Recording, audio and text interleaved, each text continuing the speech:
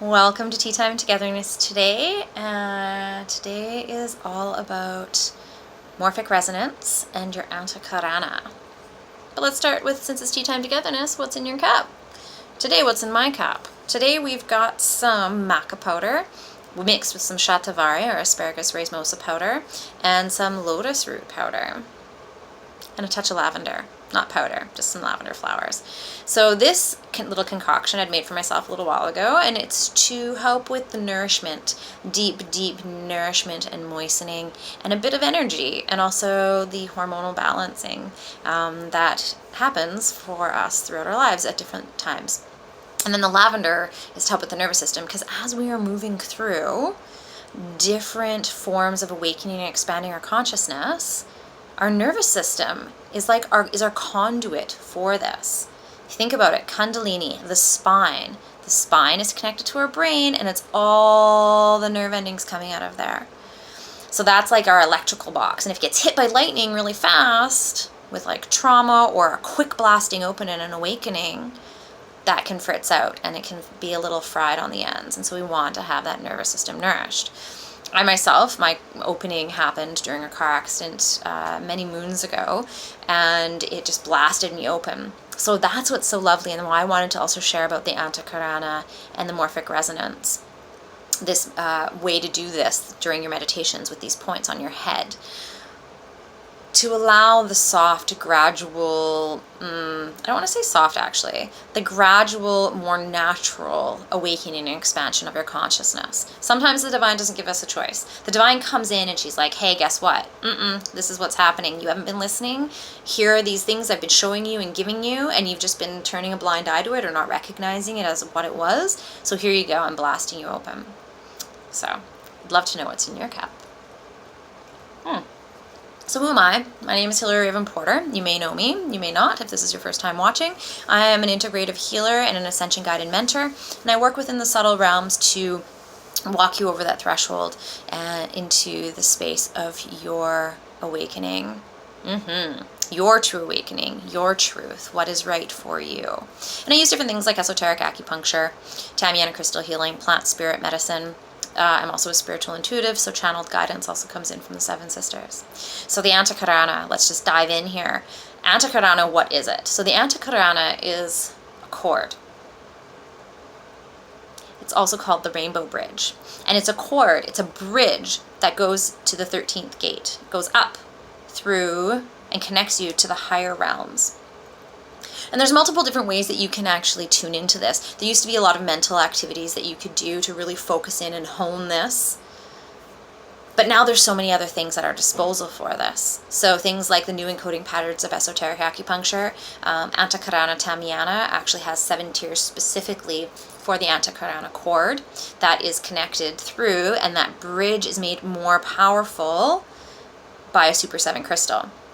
And today we're going to talk about how to actually tune in and open up that on your own, gently, and as you need to. So that's what the bonus is though too. If you open it up and you're just like, actually not for me, I'm actually not ready, because you still have to put in the work. So even as you're opening these things up, even if you're getting healing for you through Tamiana, through acupuncture, maybe you go to body work, those kinds of things, you still have to do the inner work. You can't just sit back and be like, that's great, yeah, thanks. I'm awakening, this is great, can you just keep doing it for me? You need to be a willing participant. You need to be up in there and helping yourself out on this path. If it's trauma and it's like blasted open, and you're like, well, I wasn't a willing participant, this just happened to me, it becomes easier when you start working alongside it as opposed to fighting against it. So this is one tool that you can use for that. Let me see here. Okay. The Antahkarana, like I said, is the Rainbow Bridge. I want to read to you something by Mikyu Sankei. So he's the founder of esoteric acupuncture, a beautiful man. His definition is, it's a vertical astral beam of consciousness as streams of light that emanates from the top of one's head, allowing a level of consciousness to move upward, as well as energy to descend into the individual's head chakras by way of entering through Du 20, Tianmen, and the surrounding Sishen Chong points. We will talk about these points. This vertical beam of astral energy reveals various colored lights, the density of the vibrations, and the refinement of the vibration of the emanating stream of light is directly dependent on the consciousness level of the individual. The consciousness level of the client determines the actual colors for the emanating light stream. So depending on where you're at, we're all at different levels. We're not all at the same level. You're where you are, I am where I am, another person is where they are. And so depending on where you're at will depend on the lights, the colors that come from there. The chords for myself, when I see them, are very much like heat waves on the road. That's how I see powerful energies. And the energy currents, even if they're little. But that's what I see. So it ends up looking, and I can see this like stream of cord. It literally looks almost like a stream. And it makes everything underneath it very, very plasmatic. By underneath it, I mean when I'm looking through it, because for me it's transparent. But what is the Antahkarana good for, and why would you even want to open this up? Well, one, it's going to help you open up the puzzle pieces in your life, to find that puzzle piece that is yours. And as you're opening up and you're finding that puzzle piece, you're like, oh, this is what I'm supposed to be doing with my life. This is why I'm here in this life. It's also showing you those things in your life, and it's bringing you more of them to be like, hey, this is actually for your path. This guides you. It's a guide. You're like, oh, well, that's my puzzle piece. Oh, now I can recognize the things coming into my life that are specific for my path. And you gravitate more towards those. And the more you gravitate more towards those and do those, because you feel it's your path, it's right, you crave it, the less you do the things that knock you off your path. So by working on your Antahkarana, you're actually strengthening your path and your ability to stay on that path. It also helps you lead a productive, calm, and peaceful, heart-centered life. So a couple words in there. Productive. Like I said, if you're just sitting back and you're doing this just to feel safe, and you're like, no, I feel good, I feel safe, that's not enough. Your Antahkarana is not going to remain open in the way to have that expanded consciousness. If you're just doing your day-to-day, you're like, no, I feel safe, I can go about my 3D realm, my work, my walking my dog, my taking care of my children, I'm good. But you're not putting in the work, then opening up the Antahkarana really isn't for you. So, putting in the work, productive life, sorry. I hear people outside, I got a little distracted there. A productive life from a heart-centered, calm, and peaceful state. I always used to read these books and be like, that's not possible. I hear people talk about it. And I was like, they're making it up. That's just like spiritual mumbo-jumbo, right? That's a little too woo-woo for me. I'm pretty woo-woo now, though. I realize it. But it's like, I'd hear them talk about this state of, I call it a state of vacuity. Not an emptiness as in you're gapping out in front of the TV and you're just like, oh, I feel so empty, great. I can just like zone out. Not like that at all. It's like this expansiveness. But it's this expansiveness that's within a container, which is hard because it's not just like willy-nilly all over the place. You have this container of expansiveness and it just feels like this inside of you. You don't really put meaning to things. Things happen in your life. You're like, okay, that's happening right now. It's very much the living in the now. Living in the now. And just, this is what's happening right now. This is what I'm working with right now. This is my emotion right now. That's that emotion. This is what's happening. And you're able to do the now. And it's this centered breath. And you're coming from a heart-centered space. Things come more with ease. You don't feel this friction. You're not pushing up against things. So tuning into your Antahkarana also tunes you into the Akashic records. The Akashic realm. So it's a super, super, super fine vibration way up there. And it connects to the what is now, the what was then, and the what is coming. It's a record of everything, thought, felt, done, acted, all of that. So it's not in this realm. Let's see, it also helps you find the answers to your spiritual questions. Why am I here? Who am I? What is the purpose of this life? Did I have past lives? What were they? Do I have future lives? And that once again tunes into the Akashic record portion, right? It also helps you open up your awakening and your spiritual development. Expand that for you in a manner that is a bit more integrative than, you know what, blast me open. Tuning into your Antahkarana allows you to tune into the higher frequency consciousnesses without having to do substances, do psychedelics, anything like that. It's a straight connection to that space. Okay. Now, let's talk about, here we go. We're going to talk about the morphic resonance. So it tunes you, this is tuning in through some acupuncture points. Some of them are the esoteric locations and some of them are the regular. So let's go through first where these points are so that you can become attuned to them before we go into the visualizations, okay? It's good to touch them because then you know where they are. So basically the first one is your third eye. So if you take your eyebrows and you go straight across and then you go above the bridge of your nose, everybody's a little bit different. Mine is right here. So if you touch that, that's your ajna center. Okay, so that's one of it's a, what do they call it? It's like a chakra center. Thank you. Don't know how I missed that. Okay, the next one is your, I always get the pronunciation wrong, Sahasrara, which is your crown chakra. So basically if you take your ears and you go like this, it's like the monkey position, and you find the tip, and then you go all the way up to the top, right? There would be like a little indent there, but now you're going to go back about an inch. So this is the esoteric Du-20. This is the Tianmen. The regular Du-20 is Bahui, which is right there, which is the inch forward. So we're going to Tianmen right there, okay?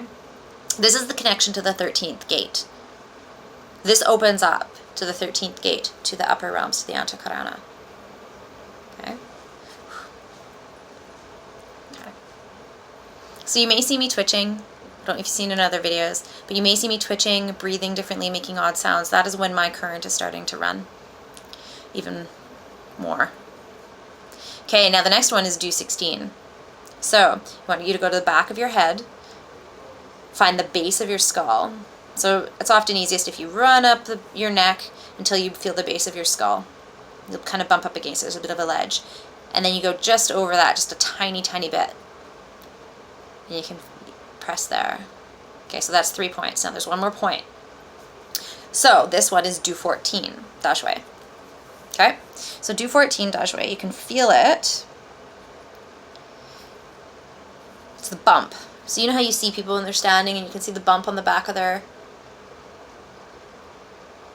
it's like, I was going to say the back of their neck, but it's not quite your neck. It's kind of where your spine comes up and then just before it hits your neck. So if you put your finger on it and you move your head, if it's moving, you want to go down one more. But in that general area, okay, because we're going to light it up. You can light it up big. Okay, so are you ready to go through this? Here we go. Okay. If you need to push on the points, please do. We're going to be visualizing in our minds. So the first one is Du-14. So that's the one on your C7 spine. Okay? So that's the one on the bump on the back. So, can you see? Can you see right there? It's kind of a challenging one. Right there. Now I want you to light this one up. I'm going to do it with you. Light it up as bright as you can get it. Okay. Now, place your other hand on your third eye and light that one up too. So they both should be bright and brilliant.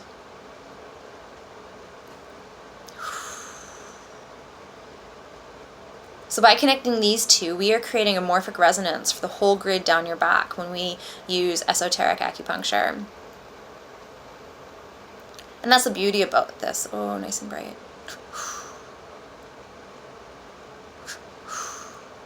Got that? Okay, nice and bright. Now, I want you to take your finger off your forehead, that point, Du-14, and you're going to run your finger up your spine and create a golden thread all the way up to the base of your skull. Okay? Up to Du-16. Good. Now we're going to create lines. So I'm going to show you the side of my head. We're going to be creating a line from here to our third eye, and from here up to the top, and then from here down to here. So it's going to make a triangle.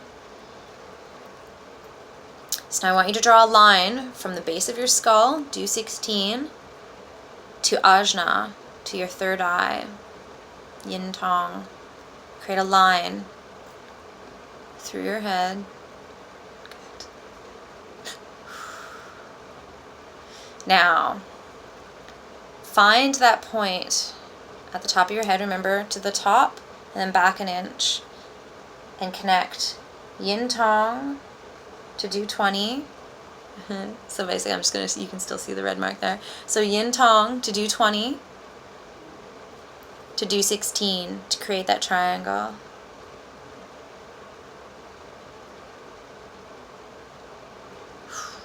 How does it feel?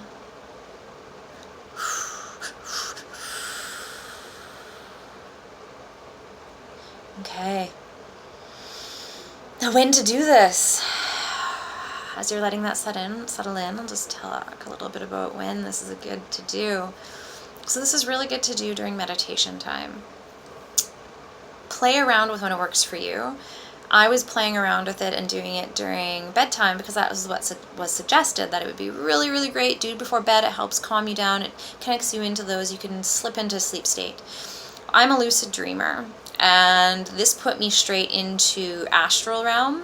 I was up for another hour and a half longer than I had intended to be up because all of a sudden I was traveling, I was doing things, stuff was coming to me, I had clarity. I mean, it was great. I got some clarity on some stuff that I had questions within my life, and it was beautiful, but I really wanted to go to sleep. So all of a sudden I was like, wow, I'm so awake, bam, I was out, but I went straight into lucid dreaming, so I had no in-between state. I had no full rest that night for myself. So play around with it when your meditations work for you. Some people it works at nighttime, some people not so much. Really, really good.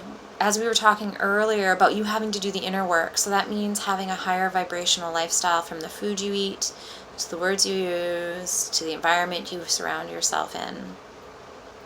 And part of that is also having a regular meditation practice. Now, if you don't have a regular meditation practice already, don't just dive in and be like, I'm going to do it 7 days a week. I mean, if you can, great. But what tends to happen is we dive in really fully into these 7 days a week for 2 weeks, maybe 3. And then all of a sudden we're like, it's too much to maintain. It's like changing your diet. You change it slowly. You change lifestyle things slowly so that they become long-term and you can actually integrate them. Same with this. So if you're not meditating now, or you meditate once or twice a week already, great, just add this to your practice once or twice a week, and you can slowly increase. Because it's one of those things, as you're doing, it's like cold water swimming. You're like, I don't want to, I don't have time, all these other things. But then as you do it, you crave it. And then you make time for it.